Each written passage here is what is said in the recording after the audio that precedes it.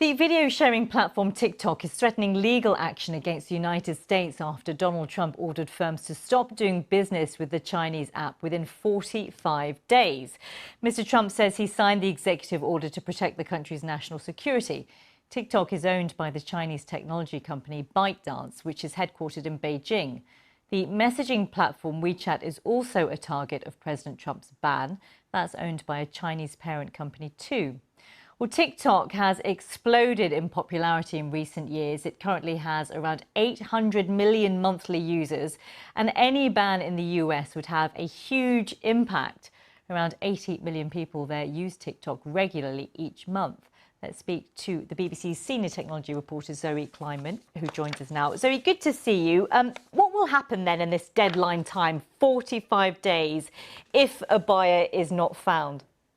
It's not really very long, is it? And President Trump has been quite clear about this. He sort of issued an ultimatum here. He thinks that Microsoft should buy TikTok, and Microsoft has expressed interest already. And he's also saying if that deal goes ahead, then the US Treasury should get some of the money from the deal because it's sort of facilitating it. But he said if that doesn't happen by the 15th of September, TikTok will be banned in the US. That's it, gone. It happened in India as well fairly recently.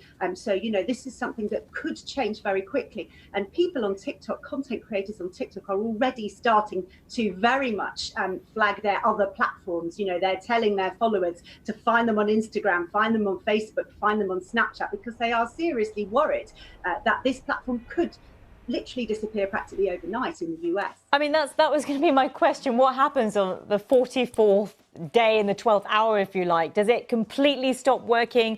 Will people not be able to access it on their phones? I mean, is there precedence for this? Yeah, there is absolutely. I mean, you only have to look around the world to see that different apps and different platforms are not available in different countries. You might try and log on to a website you use at home when you're on holiday and suddenly find you can't have access to it. You know, it's also important to remember this is not a new trick. China has long banned most, if not all, of the social media platforms that are US companies. You can't get Facebook in China, you can't get Twitter in China, you can't use Google in China. So in a way, what Donald Trump is doing is to China is something that China's been doing to America for many years now. Let's talk about Mark Zuckerberg himself, because his fortunes have soared, haven't they, due to the executive order. And I'm wondering why that is the case when there is a big question mark about what might happen. Has he got something up his sleeve?